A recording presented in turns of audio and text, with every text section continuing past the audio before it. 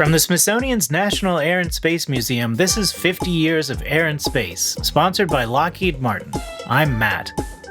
To celebrate the museum building's 50th anniversary, we're going back in time and behind the scenes to tell you our origin story. From a collection to a law, a building, all the science and scholarship, and the dedicated people that brought one of the world's most popular museums to life and now have transformed it for new generations. We have 2 more episodes to tell you all about it, so let's get started.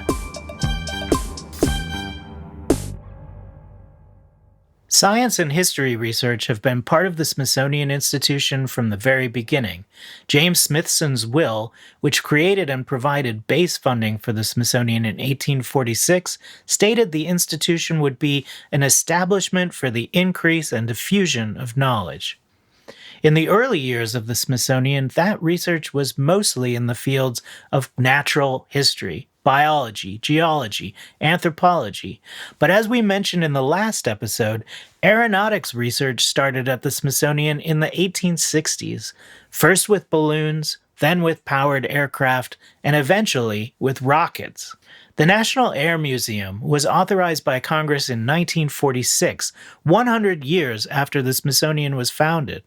By the time the museum actually opened in Washington, D.C. 30 years later, science and scholarship was baked in. One of the ways the National Air and Space Museum increases and diffuses knowledge is through a team of scientists working in the Center for Earth and Planetary Studies, or CEPS.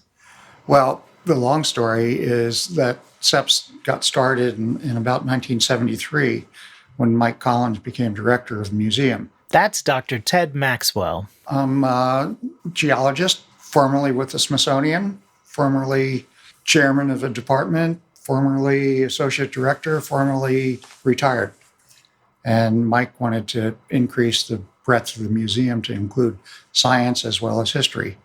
So he invited Farouk Elbaz, who had been with Belcom, who had a contract with NASA on many things, Apollo, to come over and start a research department. So Farouk came to the museum and started a department with, 3 or 4 people.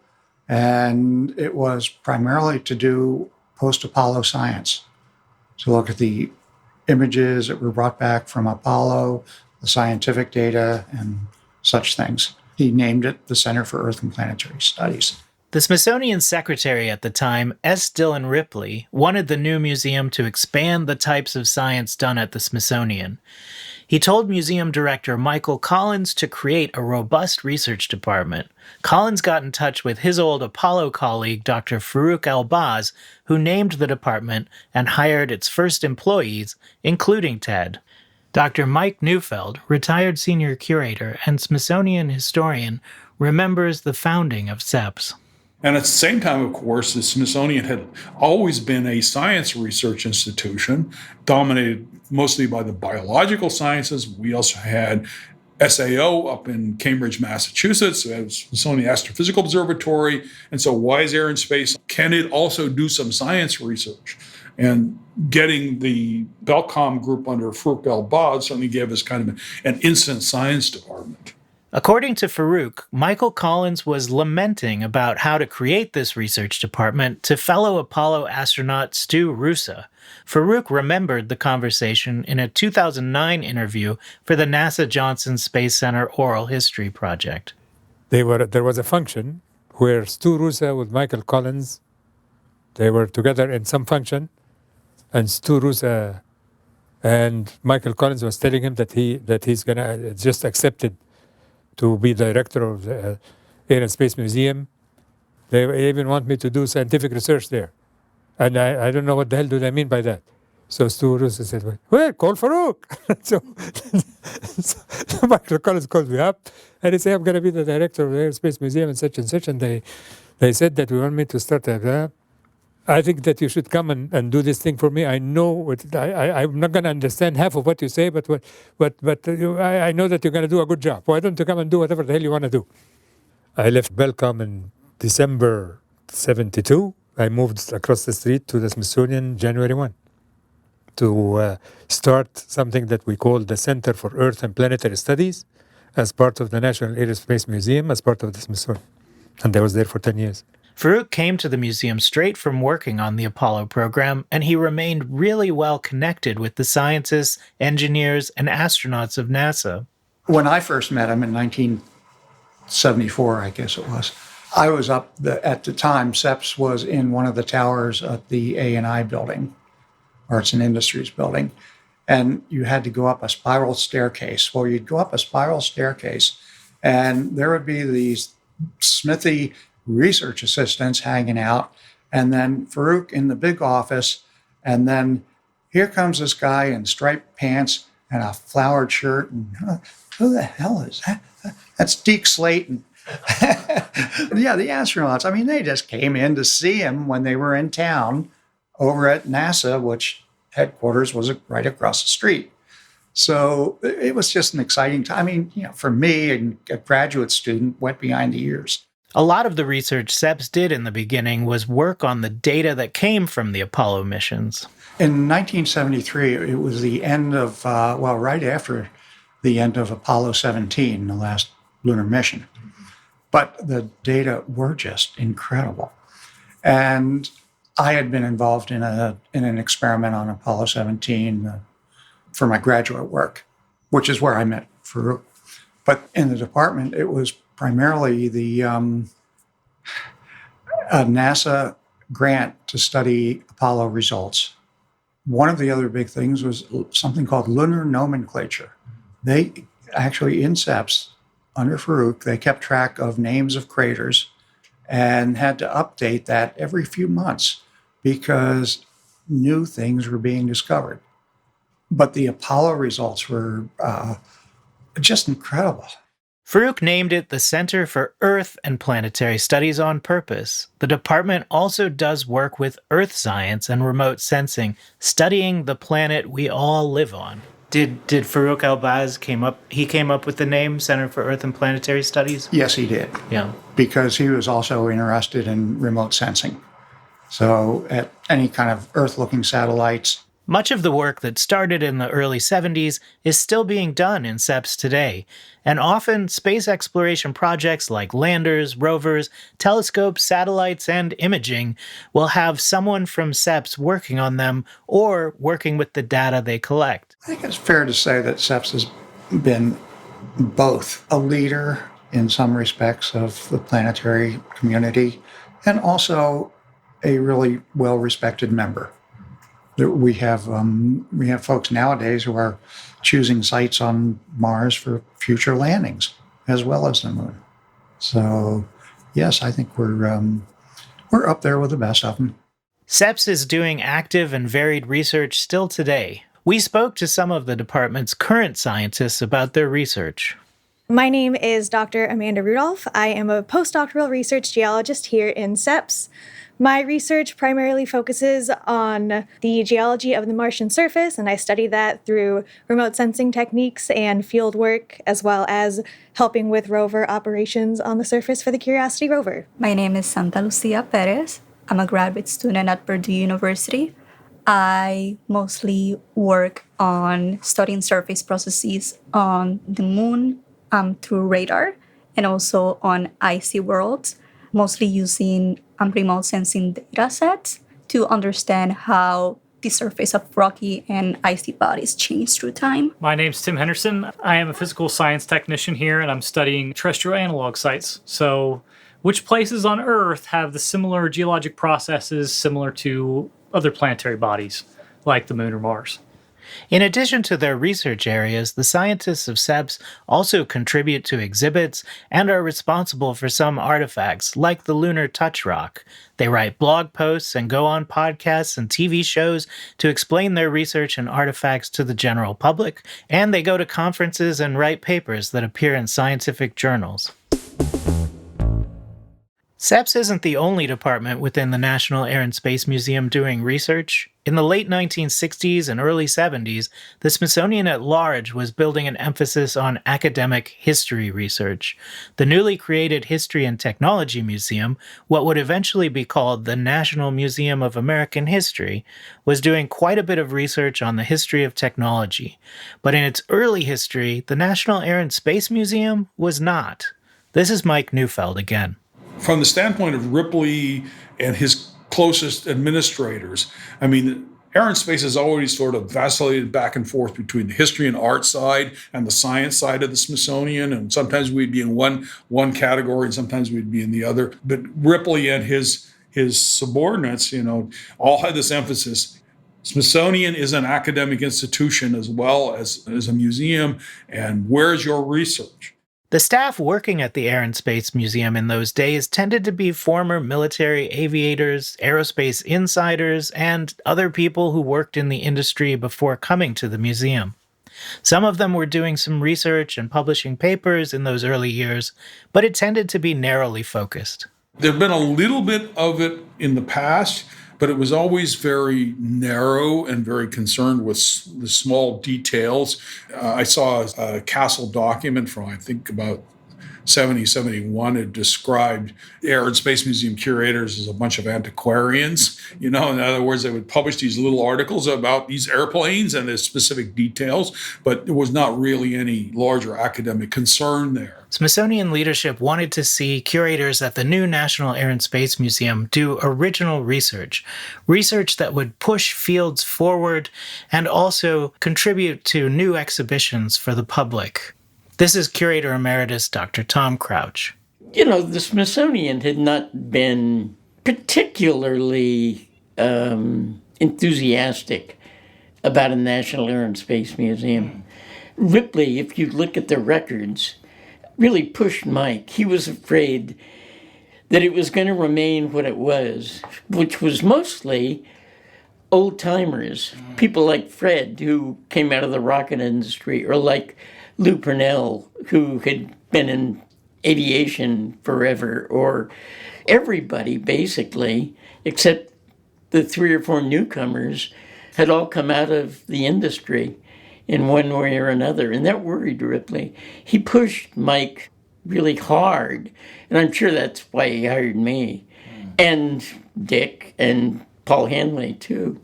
They wanted to have something there after the museum opened that wasn't just the old boy, golly gee, kick the tires and light the fires kind of thing. In the 60s and 70s, being an aviation historian was not particularly well respected, and being a space historian, well, that barely even existed. There was a growing interest in the history of technology community in the 60s. So you see that in the journal Technology and Culture, and getting some early academic interest going in the history of aviation and spaceflight as history of technology. But there just weren't very many people doing it. And I think even when I started getting into this, when I sort of converted from a labor historian to a rocket and missile space historian in the 80s, there was still lingering contempt in academia. It's a pop topic. It's a lightweight topic. Anybody who does air and space history is not a serious historian. But the Air and Space Museum decided to hire historians to staff the departments of aeronautics and astronautics. As we mentioned in episode 1, the planned galleries were different from other museums of the time. The goal was to present the history in a way that told the stories of events and taught visitors about the people who made history. In order to do that, the museum needed more historians to curate those first galleries, imagine new exhibits, and continue to do scholarly research. There were hardly any academic historians of aviation and spaceflight. I mean, it was not almost not treated as a very respectable occupation for historians, for that matter. If there was a professional history, it was in the military history branches of the services and not anywhere else. So, yeah, it was just in the age of the 70s where you start to get some people who were actually writing PhDs in aviation and space history became available. And then Congress was increasing our appropriation because we said, look, we have to staff up. We can't, we need a bigger staff to run a bigger museum. We need the money for collecting. We need the money for curation. So we got to increase the size of the staff. So it began hiring a few people who had some academic training. The PhD historians hired at this time weren't the first hired at the museum, but the attitude from the top of the Smithsonian was that they were needed to provide a depth that wasn't there, or at least wasn't respected before. People misunderstand the role of PhDs in that building. They really think that Hallion and me and Paul Hanley were the first, but we weren't. In the generation before us, in the 60s, people like Russ Parkinson and Dick Smith, PhDs, really good guys whose books we still use and so on and so forth. The difference was that given the atmosphere in the NASM then in the 60s, there was just nothing for them. They were fish out of water. Whereas when the three of us came, we came because they wanted us. They wanted to move in that direction. And so it was a different world. But yeah, there are other people whose deserve to be remembered and aren't often enough. The addition of more academic historians was not always comfortable to those who were already working at the museum. There were those who felt that highly educated curators and staff were interlopers in a sort of insiders club. I think the attitude obviously is a culture shift, and it was not comfortable for some time because you had this older community of curators as basically ex-aviation and space professionals. And this newer culture gradually came in of academic study of the history of aviation and space, as well as on the science side, the creation of CEPS. So you have this academicization, if that's a word, of the Air and Space Museum, but it's uncomfortable because, indeed, many people said, how many of these eggheads do we need? How many academics do we need? I mean, why do we need another PhD? We already have one. Eventually, the departments of aeronautics and astronautics, which is now called the Department of Space History, became home to professional historians who are sought out as experts in their fields. And with each hire, the expertise of the museum grew and shifted. Here's curator Dr. Kathy Lewis. They were very excited to have something behind the galleries in terms of curatorial expertise. And I came in as sort of that second wave of hires behind, those people who had been hired to put research behind the exhibits and our public presentation at the museum. And I think that was just the beginning. There was a notion of activity and construction. We weren't going to dedicate ourselves to that old school of lining up widgets side by side and showing the evolution of widgets. We were telling more intimate stories and replicating that.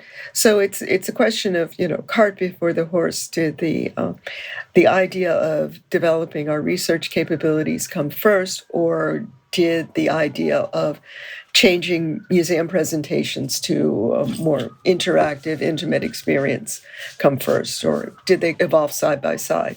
I'm one of those historians. I'm a member of the Space History Department today, and you can see historians of all kinds in our department: cultural historians, political historians, historians of technology, and historians of science like myself. We are all responsible for different parts of the collection, and together we're able to tell very complete and holistic stories about the history of space science and exploration. And in the aeronautics department, they have a similarly robust department that tells the history of aviation.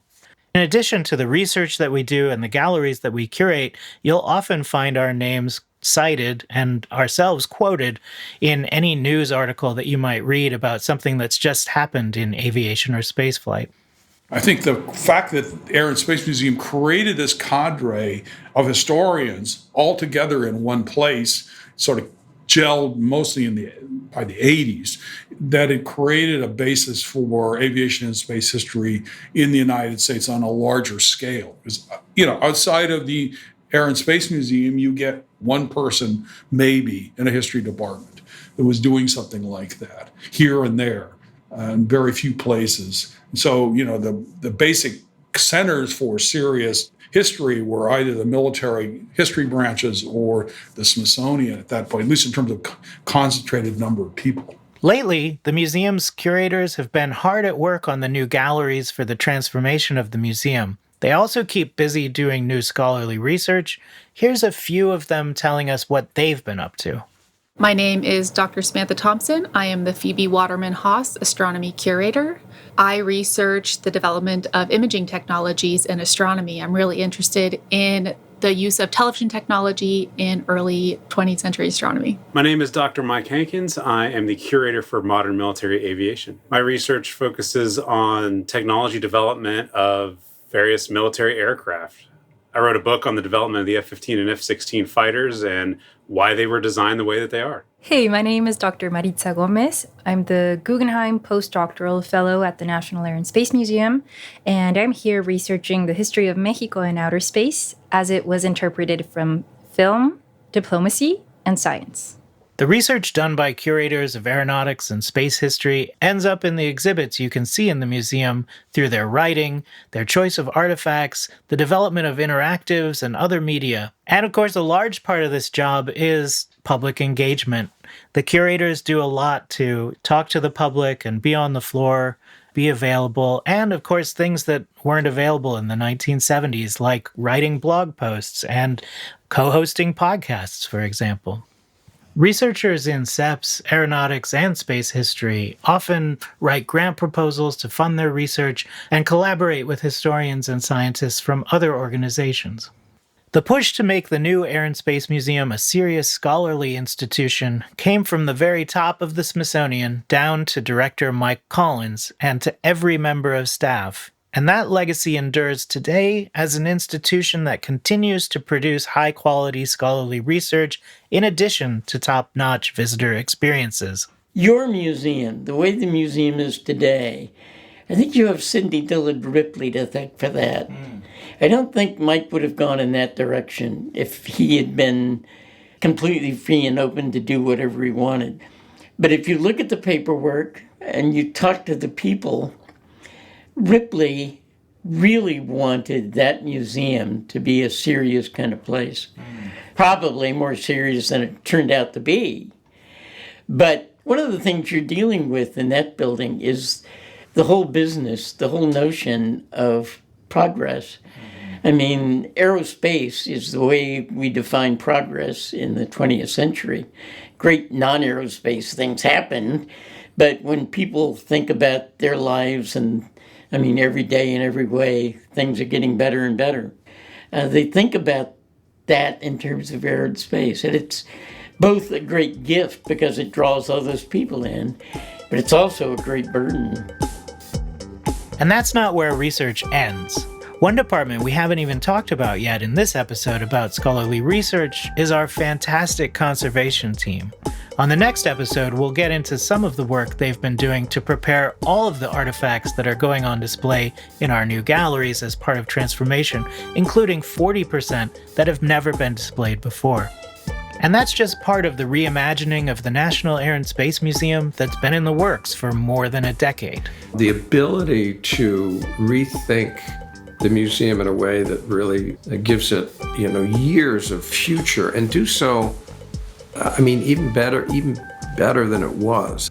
Next time on 50 Years of Air and Space, we'll pull back the curtain on our massive remodel and introduce you to some of the many people preserving and reimagining the museum for future generations to enjoy. 50 Years of Air and Space and the Airspace podcast are from the Smithsonian's National Air and Space Museum. It's produced by Jennifer Weingart and mixed by Tarek Fuda. 50 Years is hosted by me, Dr. Matt Schindel. Our managing producer is Erica Novak. Our production coordinator is Joe Gurr. Our social media manager is Amy Stamm. Our intern is Sophia Foradori. Special thanks to our guests in this episode, Dr. Ted Maxwell, Dr. Mike Neufeld, Dr. Kathleen Lewis, and Dr. Tom Crouch, and for all the curators and researchers who shared a little of their work with us. For additional content, photos, and more, follow Airspace Pod on Instagram, check us out on the museum's YouTube page, or sign up for our monthly newsletter using the link in the show notes. Airspace is sponsored by Lockheed Martin and distributed by PRX.